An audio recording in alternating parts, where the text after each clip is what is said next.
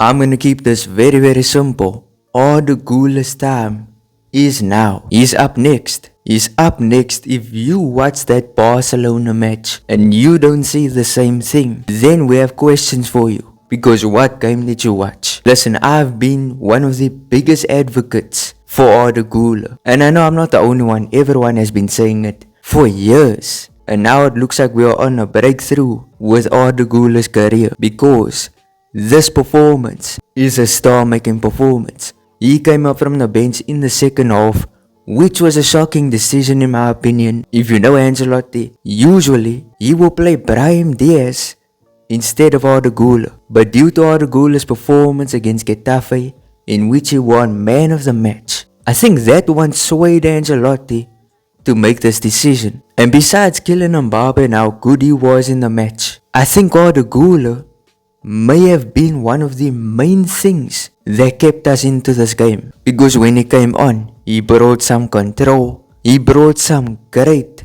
passing, good build-up plays, good playmaking. And I'm so happy. I mean, we are all happy because we're finally starting to see the things that we all thought we were going to see when he debuted for Real Madrid. Because unfortunately, he was not blessed with the best start to his Real Madrid career because he got injured in the very start of his Real Madrid career. It was a bad injury, it kept him out for the entire 2023, but then he made his debut in 2024 against Argentina, and it was a fantastic display.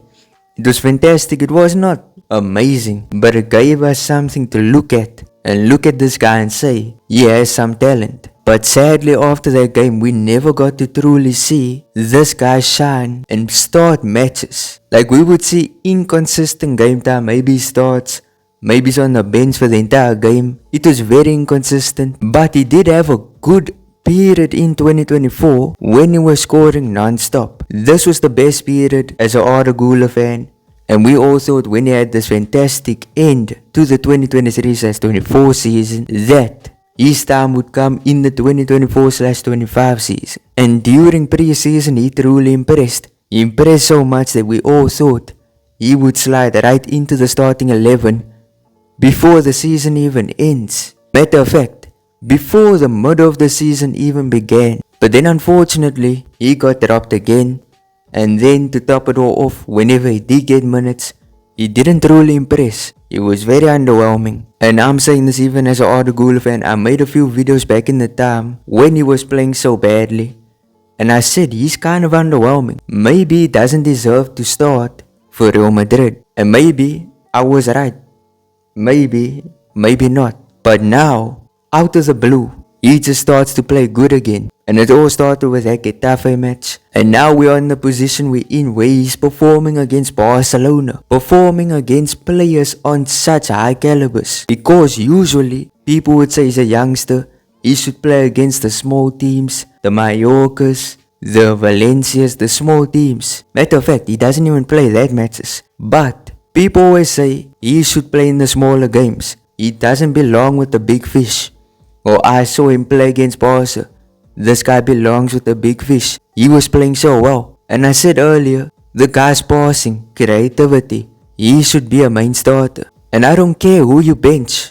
I don't care who you bench. Matter of fact, let's have a rundown on all of our midfielders and attackers and how good they have been. And do they deserve to get dropped for Arda Güler to play? So Vinny Jr. I think is untouchable. Kylian Mbappe is untouchable. Rodrigo has been very underwhelming since the second leg against Atletico. He has just been in bad form. And this is the problem with Rodrigo's career, is very inconsistent. So with Rodrigo, I would put Arda Güler there instead. Brahim has been so poor. Like, I don't know what is going on with him. His performance against Arsenal was poor. Performance against Barca was poor. And it's going under the radar. Nobody is talking about how bad Brahim has been. And he is similar to Rodrigo.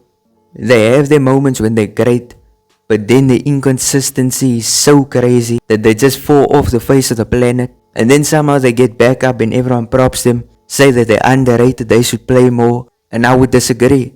They should play more if they are more consistent. But if they're inconsistent, then they are gonna be underrated. Hendrik, you know, he's also a youngster. He's in a similar situation to Arda Güler. Now let's look at the midfield. Kamavinga untouchable, Bellingham untouchable, Valverde untouchable, Chouameni untouchable, Ceballos. I think most of our midfield is untouchable, but we can rotate all the Guler in that midfield. But one solid thing I'm talking about is I think Rodrigo can get dropped and all the Guler can start. And I just know for a fact there's gonna be someone in the comment section who's gonna say, "Oh, you're overrating Guler.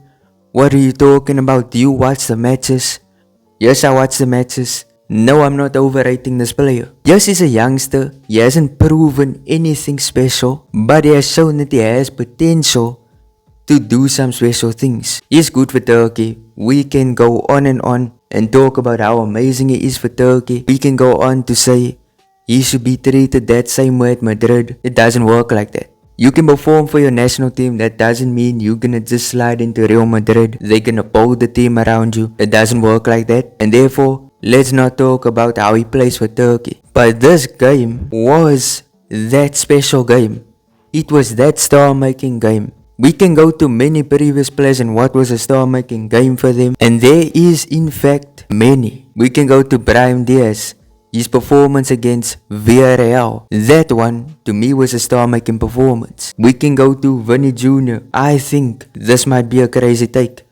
His performance way back in 2018 against Barca. I think that was his star-making performance. Now I know he only truly got into his best form in 2021. But I see some similarities in that performance from Vinny and this one from Arda. Maybe they didn't score, maybe they didn't assist, but their work on the pitch, it is very noticeable. But I do understand that for Arda Güler to truly perform, we may need a new manager. Because Arda Güler has not had a great stint under Ancelotti. Matter of fact, Ancelotti overlooks him many times. And I think one of the perfect managers to bring the best out of a player of Arda Güler's talents is Xabi Alonso. I mean, we saw what he did with Florian Wirtz. Now listen, I'm not comparing Arda Güler and Wirtz, but they're both attacking midfielders. And, you know, I see some similarities, but Wirtz obviously is the better player. But with Xabi Alonso, if there's any coach who can see this potential, who can see how you can use a player like Arda Güler and even Hendrik, I think it's Xabi Alonso. But listen, you heard it here. His time is now. And I think it's only up from here for his career. Unless Ancelotti just drops him for some reason. How do you even look at that performance and you go, yeah, let's bench him? To be fair, Ancelotti is the type of manager to do it. But either way, his time is now. If you agree with what I say, tell me there in the comment section. If you disagree, also tell me there in the comments. I'd love to hear what you guys have to say. But if you enjoyed, smash like, subscribe, turn on notifications. Peace.